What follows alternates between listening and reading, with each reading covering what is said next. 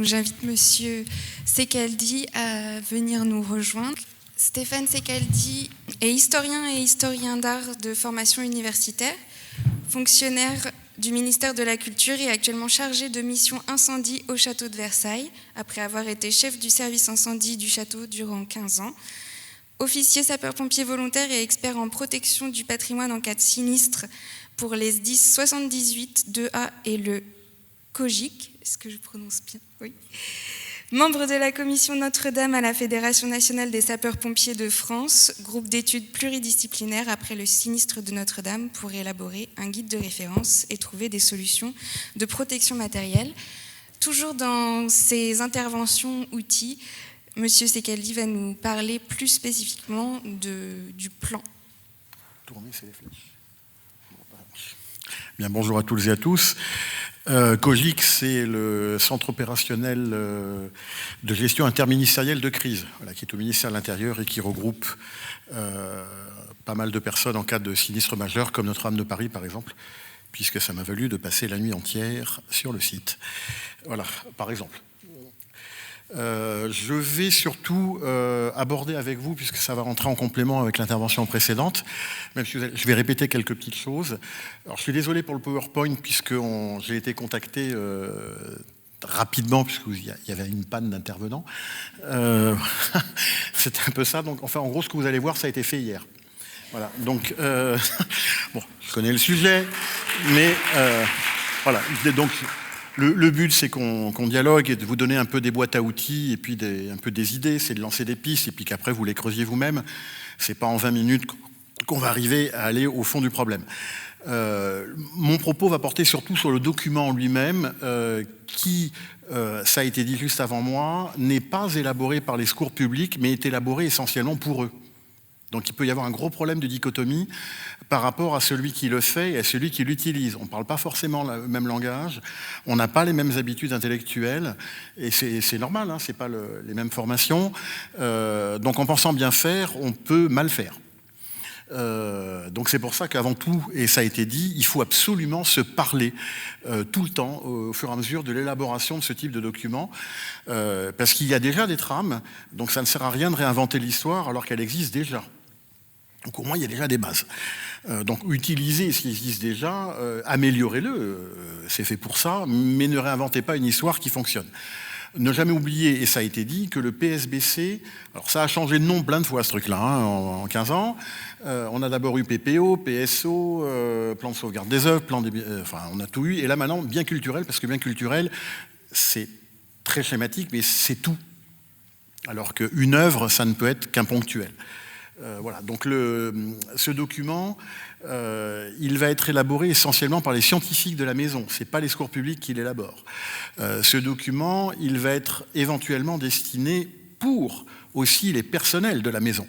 Parce qu'avant que les secours publics n'arrivent, ne jamais oublier que quand un sinistre se produit, que ce soit avec de l'eau, avec du feu, peu importe le type de sinistre, les personnels de site sont souvent encore présents sur place avant l'arrivée des secours publics, et il y a des choses qui peuvent être faites par les personnels de site. Donc ce type de document doit pouvoir aussi être utilisé par les personnels du site, pas que par les secours publics. Secours publics, c'est quand vraiment, techniquement, d'abord ils vont arriver, et puis que techniquement et humainement, vous ne pourrez plus intervenir parce que vous n'êtes pas formé pour ça, vous n'êtes pas équipé pour ça. Techniquement, pas de matériel de protection individuelle qui vous permet de rentrer dans le sinistre. Donc la finalité du document, elle est double. Elle est faite pour les secours publics à 80%, mais elle est aussi faite pour les personnels de site, que ce soit les conservateurs, les régisseurs ou n'importe qui sur le site. Tout le monde peut transporter une œuvre.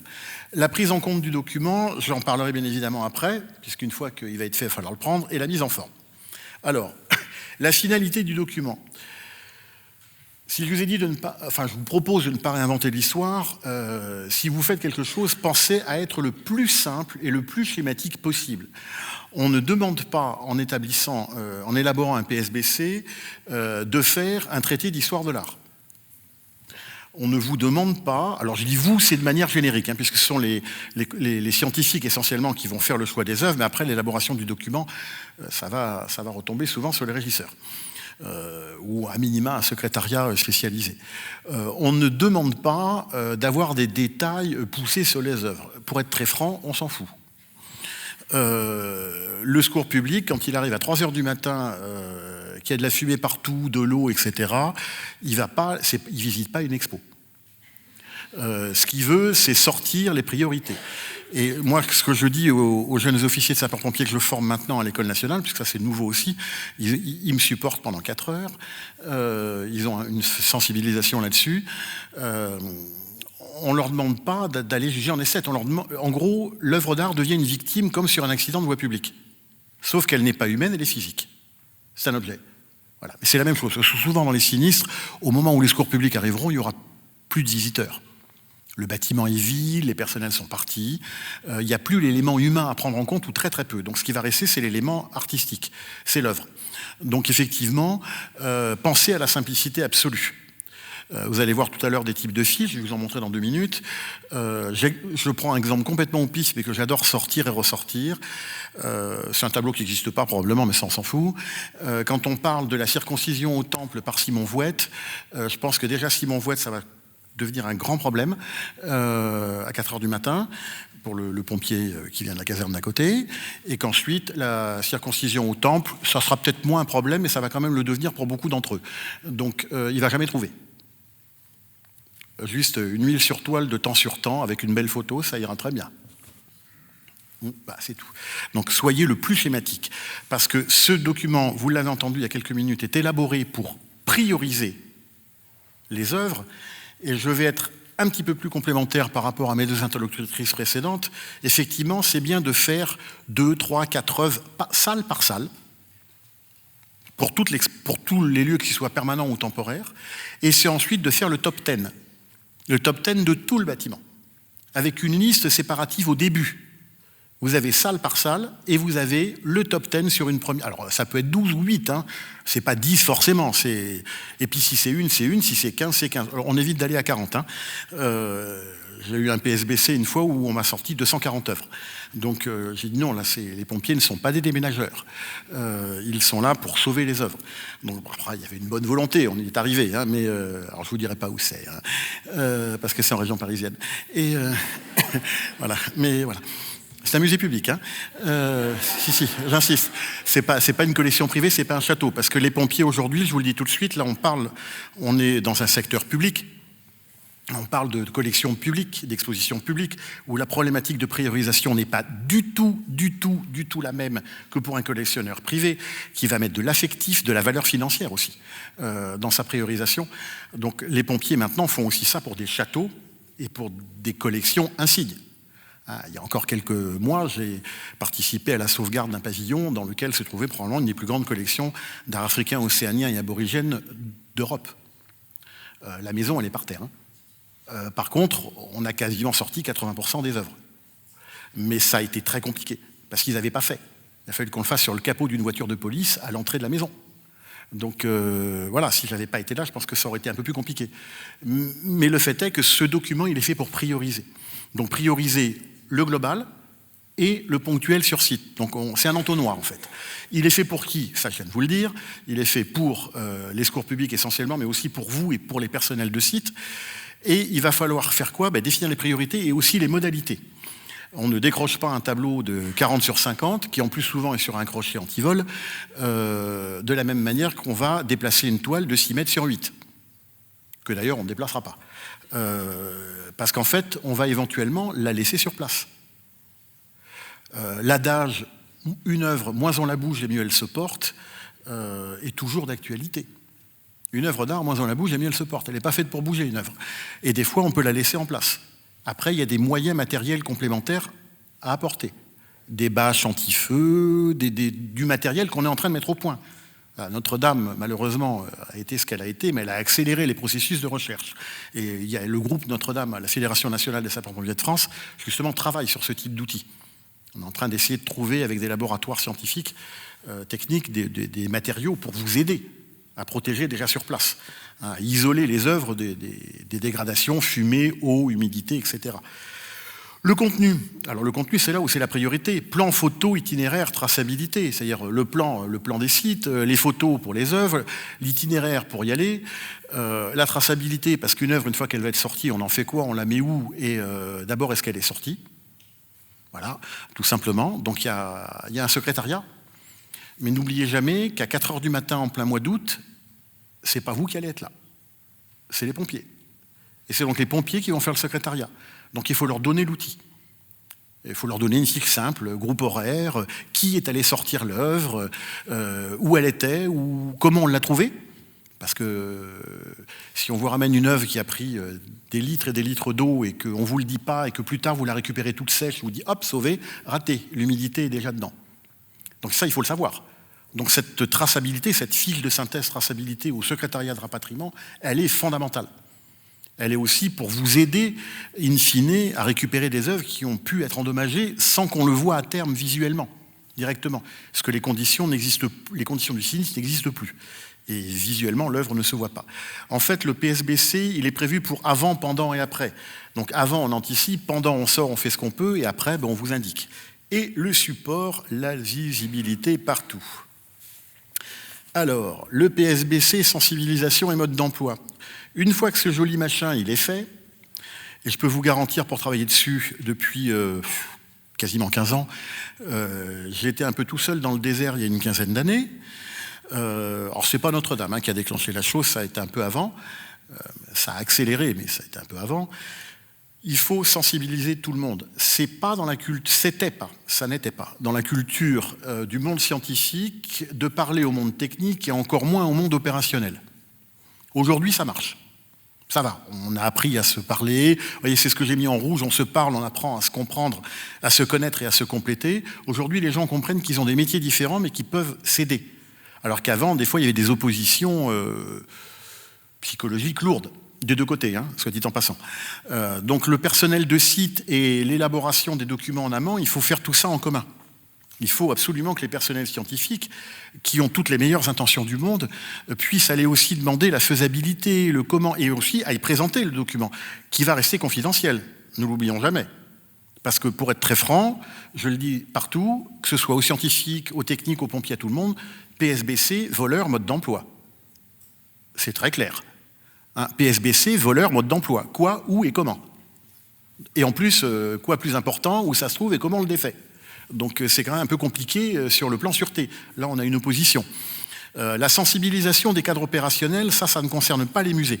Ça concerne le monde pompier, c'est les cours qu'on leur donne maintenant à l'École nationale, c'est les sensibilisations dans les casernes.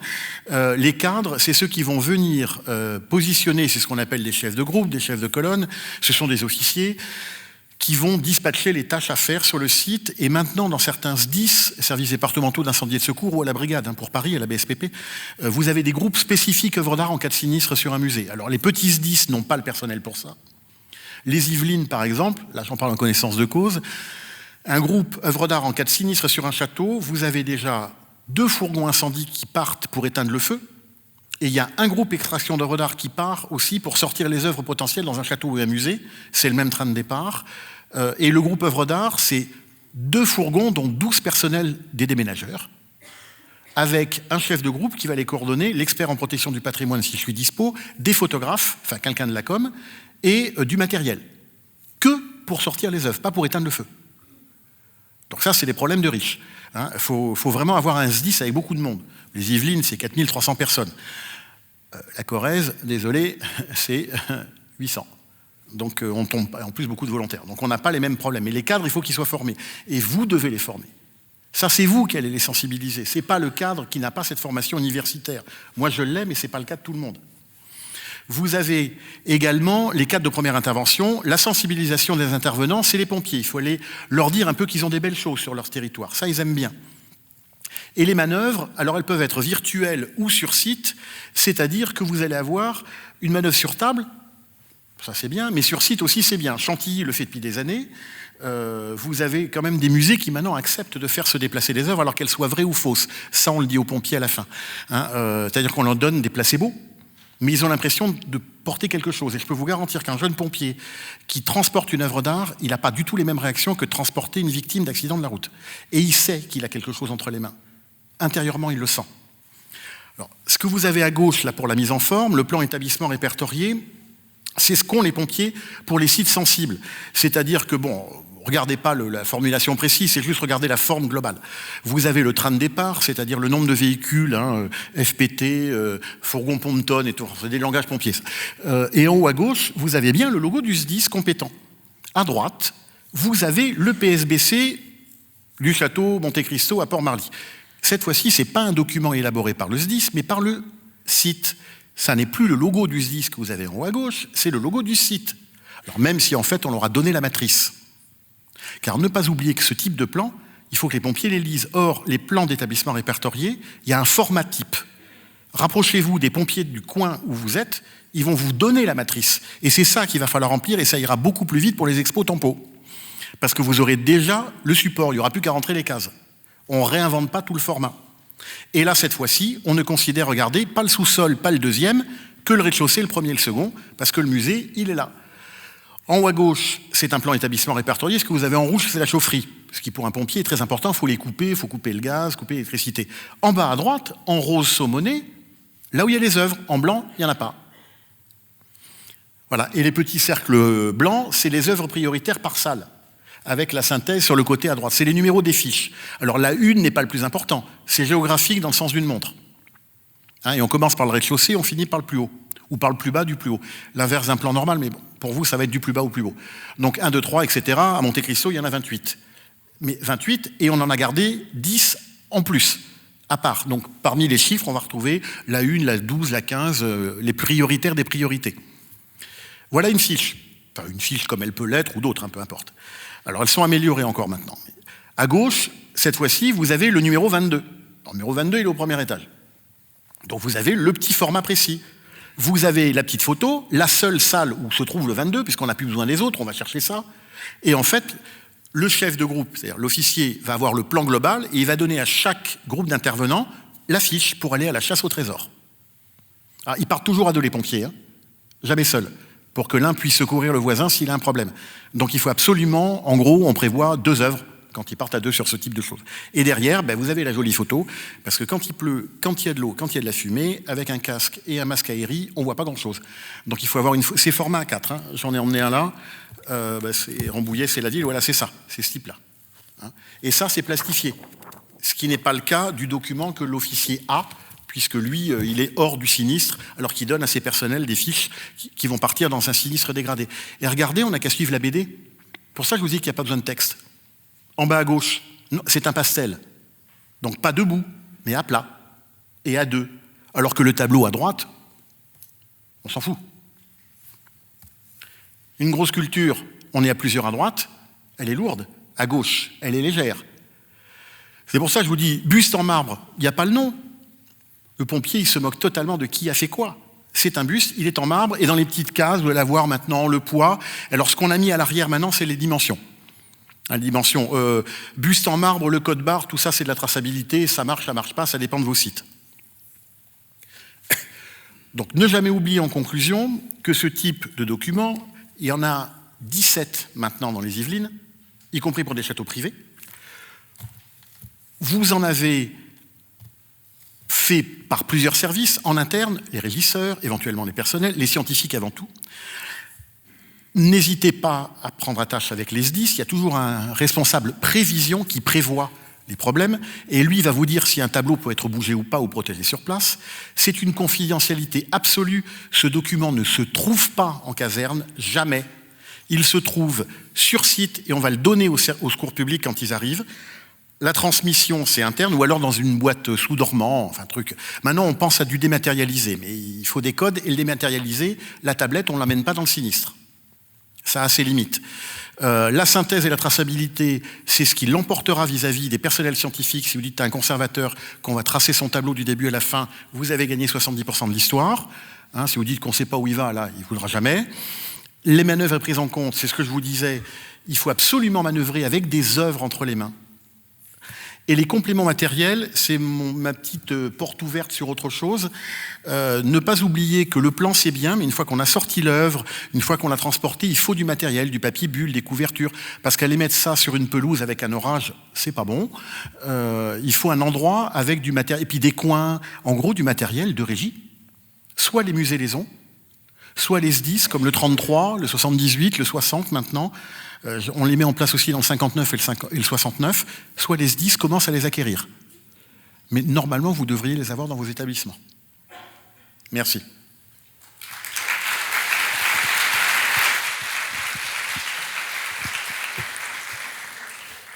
Merci à vous pour cette intervention. On va faire quelques questions, si vous le souhaitez, à l'attention à la fois de Mylène Florentin, Valériane Rosé sur l'intervention ordre de priorité, et également si vous avez des questions sur le plan.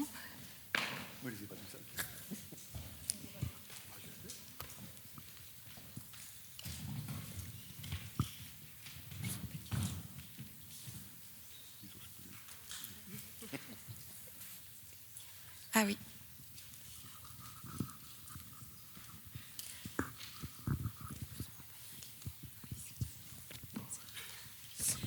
Bonjour. Alors moi j'avais une question sur les expositions temporaires. Est-ce qu'il faut les prendre en compte avec les collections permanentes, même si c'est sur par exemple un même étage, ou est-ce qu'il faut faire 2 plans séparés pour temporaire et permanent, et dans ce cas-là monter à 20 œuvres à évacuer au total?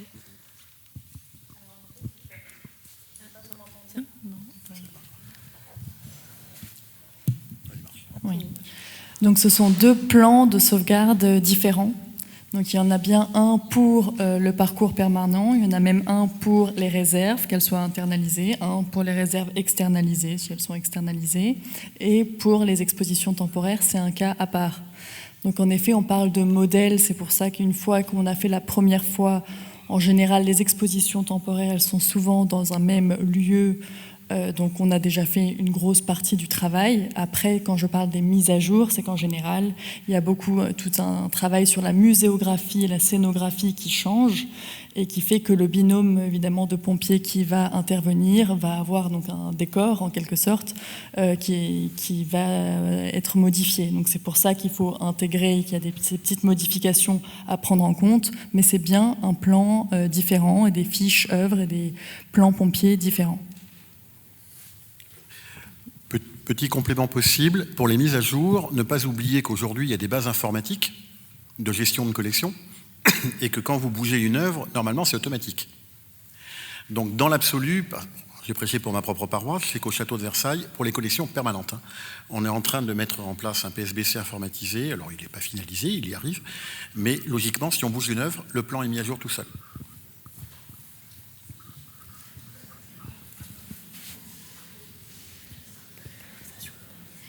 Merci. Est-ce qu'il y a d'autres questions? Il y en avait là-haut, à gauche.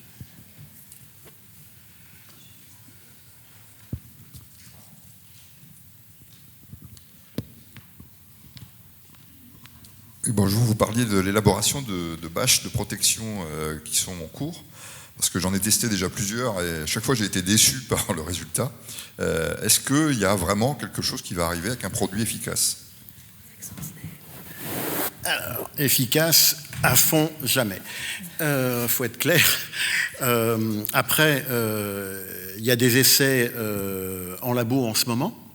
On a, avec la commission d'études, on a donné des sinistres types, justement, avec des degrés, enfin des supports types dans des sinistres types, pour voir justement, le gros problème, c'est que ça protégeait du ruissellement d'eau et du feu extérieur, mais ça faisait effet cocotte minute. C'est ça le gros problème. C'est que ça vous protège des rayonnements, mais pas de la chaleur interne. Donc aujourd'hui, on est en train de faire travailler là-dessus. Il y a des essais en Seine-et-Marne au CSCB.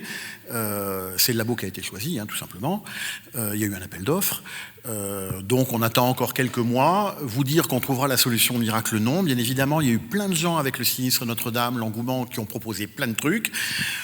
Pas toujours très adapté, il faut être très clair, voire très lourd, mal commode. Après, voilà, maintenant, vaut mieux quelque chose que rien du tout. Mais les essais, là, on espère, ce qui va sortir du groupe Notre-Dame ne sera absolument pas une prescription officielle, ça sera des propositions avec un guide de référence et du matériel possible. Et chacun prendra ce qu'il voudra dans la boîte à idées. Est-ce qu'il y a une dernière question ?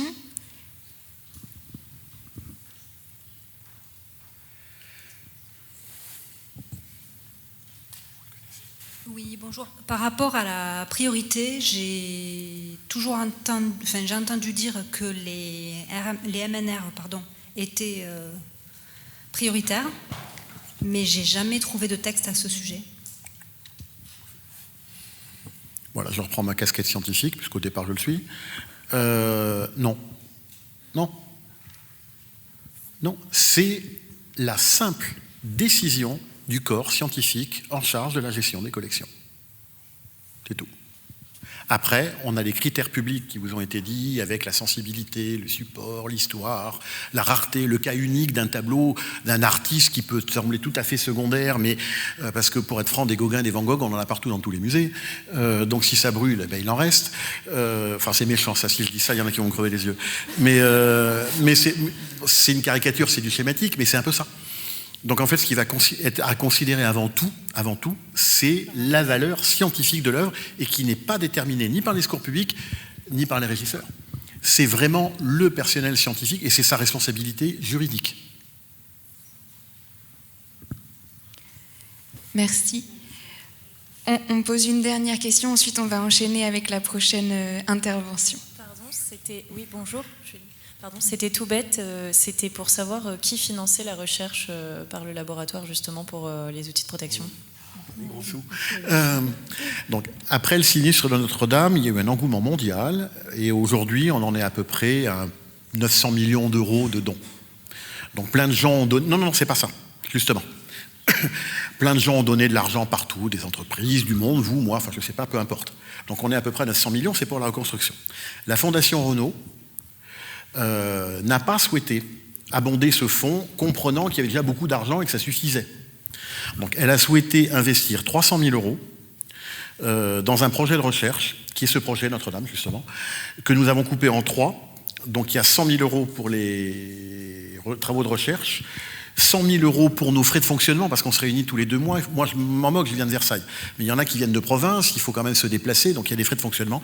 Et il y a 100 000 euros qui vont être destinés à une publication in fine, donc il va sortir à peu près dans 1 an, avec un grand colloque, dans un grand musée. J'en parle pas pour l'instant, parce que tout n'est pas complètement définitif, mais qui va être sûrement un colloque avec le World Monument Fund, enfin, etc. Il va y avoir quelque chose de très important pour la sortie de ce document. Donc voilà, l'argent vient de la Fondation Renault, qui abonde justement les fonds nécessaires aux études, à la publication et aux travaux de recherche, en sachant que nous, on travaille bénévolement. Hein, j'ai vu Marie tout à l'heure qui est dans la pièce.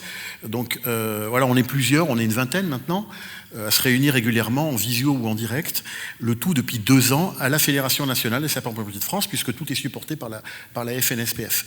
Mais nous, par contre, c'est bénévole. Après, l'argent ne va que pour payer les frais.